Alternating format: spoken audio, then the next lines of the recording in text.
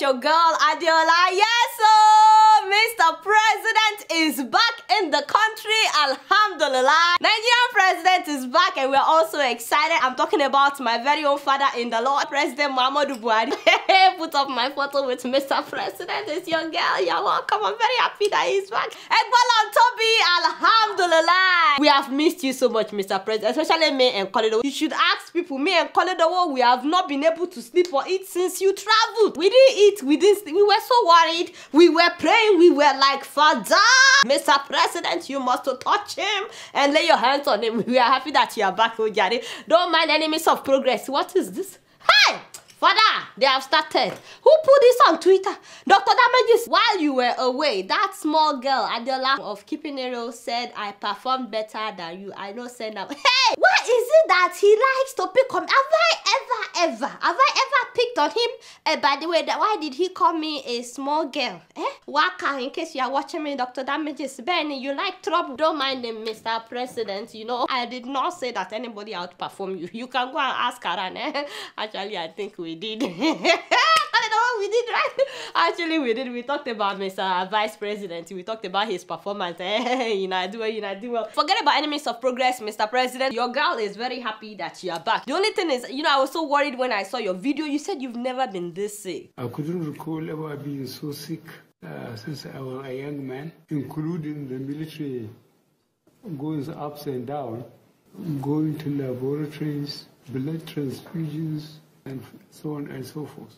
Yeah, I also noticed because you've lost a lot of weight. He also said that he would be going back for treatment, that the vice president will continue as the acting president. So, and he said one thing, that we should all pray for him. We are all hoping that he will get well very soon. At the same time, I wish he wouldn't have to travel that far for treatment. Just one hospital of international standard. This is why I've been shouting all this while, that we need one good hospital of international standard in Nigeria. Instead of you traveling all the way to London and back. I beg, if you can just equip one hospital to be of international standard, even if it is the one at Aso Rock, the BVVIP, you know, so you won't have to travel that far. I have received, I think, the best of treatment I can receive. You are not the only one, Mr. President, that has things that you are dealing with. We have other Nigerians as well that cannot even afford to go to London. If we can just learn from what is happening with Mr. President, I think we will be better off in Nigeria if we just have one good hospital of international standard. And don't mind my voice, I'm just a little bit under the weather. You know, the flu is going around. I have catarrh. So as you are praying for Mr. President, you must pray for your girl as well. You guys now don't know much. Guess what? I'm just keeping it real. I'm so excited about this week's episode because it's all about shout-outs and spotlighting regular people that are doing amazing things. Well, some people may not see what they are doing as amazing, but we do, me and Koledo, you know? So we want to spotlight people that are doing amazing things and we want to give them kudos on this show. First on my list today, ladies and gentlemen, please give it up for 38-year-old Aisha Bakari Gombe. Yes, so a brave woman who was born and raised near Sambisa Forest. Aisha is very popular in Borno as well as Adamawa State. Aisha grew up as a hunter. She's from a lineage of hunters and she also works as a tailor to make ends meet. And so because of her hunting skills and her exceptional knowledge of the terrain, last year the Nigerian army recruited her and 228 other hunters, local hunters, to help them fight Boko Haram. Hold on please. Hey, father, what is this? What was that? Father, Lord have mercy, Lord have mercy.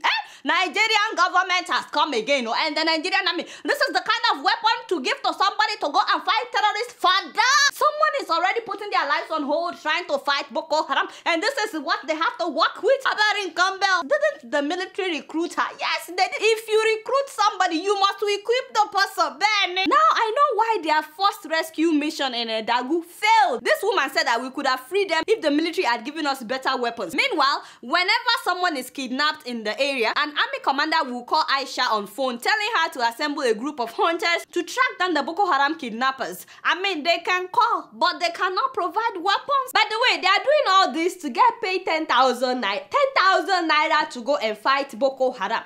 And would you believe that even that payment is not regular? Now I'm hearing that some of of those people, some of the 228 hunters have already quit because the money has not been regular. There is God in everything we are doing. That is like giving somebody 10,000 per month for them to die. Baba, shall you see what is happening in Nigeria? You must to come down. The judgment, they must to come sooner. But despite the shakaluku that this woman has to work in, is it shakaluku? What did they call it? I'm talking about the double barrel shotgun. This woman and her team have rescued hundreds of hostages. Hundreds! They would go after them, fight and kill the terrorists. As a matter of fact, the people of her town were so grateful to Aisha that they decided to make her a chief in order to show their appreciation for all the times that she has reunited them with their fellow family members that were kidnapped. She has united fathers and mothers and children. And as much as we appreciate Aisha, she's not the only woman fighting terrorists in Nigeria. We also know about another hunter by the name Hamsat Hassan, a mother of 7 children, and so many others. So this is to all the women on the front line, all of you that are risking your lives. You all are amazing. Thank you so much. Thanks to all the 228 male and female hunters who were recruited on a more formal basis last year by the government of Nigeria to help the army in fighting Boko Haram. Now that's what I call bravery, you know, fighting terrorists with that thing that they call a gun. Stop it. You don't have to play it again. They've seen it. Now you want to make the Nigerian government and the Nigerian army look bad. You want people to be abusing us in Nigeria. Mind yourself now. Anyway, you guys now don't know much. Guess what? I'm just keeping it real. And speaking of shoutouts, one man in Kenya is making a huge difference by looking out for the helpless and dying animals in the wildlife. Ladies and gentlemen, please give it up for farmer and conservation activist Patrick Mualua. Since September of 2016, this man rents a water tanker, fills it up with water, and he would drive 70 kilometers to get to the Tsavo West National Park in order to fill up the dried out watering holes just so that animals could drink water. As you guys know, Kenya has faced a lot of deadly droughts. In fact, it's so bad in 2009 that within that year alone, just in 2009, 40% of all the animals in that wildlife, the Tsavo wildlife, died. 40% of them died because of thirst. I was like, 40%? I was so shocked because that's like almost half of all the animals in that wildlife. And it baffles me that the government of Kenya is not big on this, considering the fact that wildlife tourism is a huge source of income for the Kenyan economy. People travel literally from all over the world to come to the game reserves in Kenya. The government has been doing really well on fighting elephant poaching, as you guys know, but they've not been providing water for the animals. This is why someone like this man should be celebrated. He's making a huge difference. You know, most people would say, well, it's the responsibility of the government, but he says it is the responsibility of all of us. And he does this 4 times in a week, refilling the holes 2 or 3 times per day. So lack of water in the region also causes tension between the animals and the locals. And that's why Patrick said he doesn't see people involved in helping animals so much. So he decided that he would do something about it. I'm Kenyan. I don't see people involved in helping animals so much, especially wildlife. And I said when I grow up, I want to do something for wildlife. And now the time has come that my really focus is in wildlife. Now he's 41 years old and he's able to afford to do this for the animals. I noticed that the animals would drink everything even before he leaves. And he's able to bring all kinds of animals together, you know, elephants, zebras, buffaloes, and antelopes. You name it, they're all thirsty, so they will all come. Apparently though, they now know his rented truck, as in the animals know his rented truck. And they always look forward to his arrival. So Patrick decided that he wants to buy his own truck because it cost him about $250 to rent each truckload of water. And also he wants to dig a borehole for the animals right inside the park so that he won't have to travel far. I mean, how wonderful is that? In fact, he set up a GoFundMe account, and how much has he raised? Fada! Oh my goodness!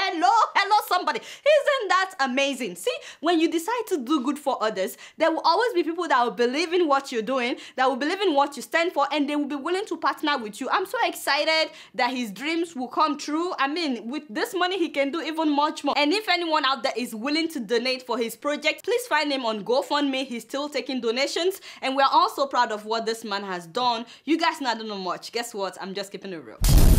And And my last shout out today goes to some women in South Africa that are literally changing destinies. These women are changing destinies. As you all know, some people throw away their babies. I know, it's unbelievable, but trust me, it happens. We've seen several stories about babies found in trash cans, babies found in the river, babies flushed in the toilet, babies abandoned by the roadsides. I mean, the list goes on and on. Some people even kill their babies. Well, these women that I'm talking about in South Africa realize that they cannot prevent some people that are bent on getting rid of their babies. They can prevent them from getting rid of the babies. So they decided that, you know what, you bring us your babies, we will take them. So they formed a charity organization known as Door of Hope in order to provide a safe place for mothers who do not want to keep their babies. And the way they do this thing is amazing. They have a drop box. It's like a hatch. So a woman can open the box from outside and drop her baby and walk away. At Door of Hope, someone can place a baby into the hatch and then a signal will go off inside the house, alerting the caretakers that a baby has arrived, and then the caretakers will then wash their hands and then go and get the baby, and the baby is then washed, fed, and then they will prepare documents for the baby. Guess how many babies these women have rescued in the last 17 years that they've been doing this? More than 1,500 babies have been rescued. I mean, more than 1,500 people. When I first came here, I think a week later, then the child came through a bin. I cried.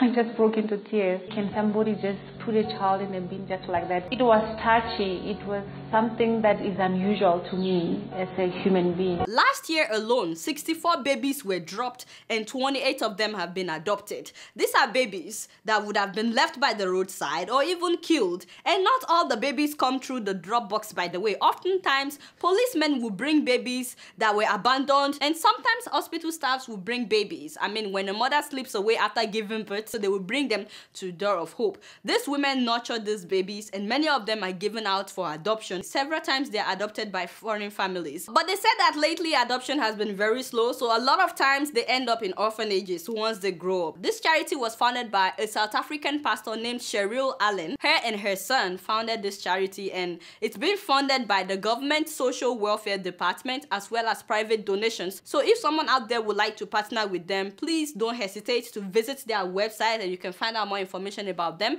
I love the fact that one of the babies that was rescued several years ago recently came back to volunteer at this same charity house where she grew up. I'm talking about Georgina Smith. She's now a student at East Carolina University here in the US. She was adopted by an American family and so she grew up here in the US. I've heard some people say that these women are encouraging mothers to give their babies away. I was like, heck no. If they don't have this charity organization, some women will still throw out their babies. You can prevent that. But with what this charity organization is doing, less babies will die. So these women are literally changing lives. They're literally changing destinies of these children, such as Georgina Smith. I mean, we're all so proud of who she is today, and we're also proud of what these people are doing. You guys not do know much. Guess what? I'm just keeping it real. Also, before I sign out, I want to thank everybody that has partnered with us at Kawa Foundation. You know, we're also trying to make a difference. Just like the people that we spotlighted today on the show, we have enough food to feed more than 900,000 internally displaced people. And the food is sitting in Utah, and we're trying to get it from Utah to Texas to Nigeria. So thank you to everybody that has partnered with us. We're so grateful. Nothing is too small. And also, if there's anybody out there that can help us, we're almost at our target. We're trying to raise $10,000 to send the first container. So if there's anyone out there who's yet to partner with us and you would like to, please visit our GoFundMe page. We're almost there, please let's make this a reality. I'll be so grateful. And like I said, we're sending Vitamil, which is very nutritious. It's halal friendly, it's purely vegetarian. You will see it in different parts of the world. It is the food that is sent to people in disaster areas. Please help me make this a reality, and I will be so grateful to every one of you. All right, you guys now don't know much. Guess what? I'm just keeping it real. So before I leave today, I want you guys to enjoy this dance competition between a father and his son. I believe this happened in Zimbabwe. I believe they call it the horse race dance. And I just want you guys to tell me, who do you think won this competition?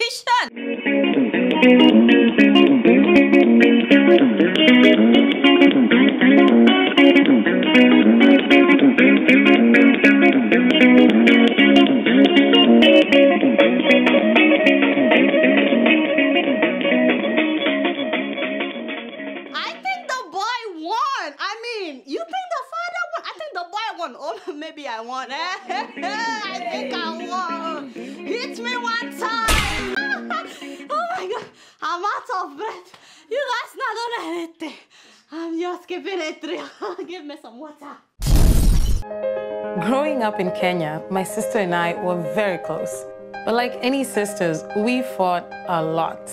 She always got new clothes, and I always got hand-me-downs. Now she's putting her children through school in Kenya. We still fight sometimes, especially when I send money for the kids. I tell her, buy some clothes for the younger one, and we both laugh. With nearly 500,000 locations, our app and online, this is moving money for better.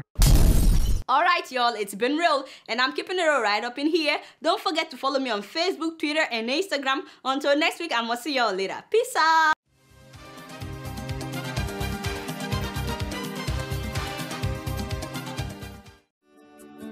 Welcome to Forstview Luxury Hotel. At Forstview Luxury Hotel, we offer excellent service. Our rooms have all the necessary facilities to make your stay comfortable and memorable. You will also have access to internet service, breakfast, 24-hour power supply, full air condition, free international calls, free tire pumping service, and free car battery charge. So what are you waiting for? Quickly visit Forstview Luxury Hotel. We are located at #1 Adeola Bamishile off Raji Rasaki Road, First Estate, Amuwo, Odofin Festac, Lagos. For more information or reservation, please call us on 08075787135 or 08099900601. You can also take advantage of our online ongoing promo at www.forceviewhotel.com to make your reservation and payment for your favorite room, which attracts a discount rate. Please note, rooms are reserved based on first come, first serve. Forstview Luxury Hotel. Experience the home of comfort. They come.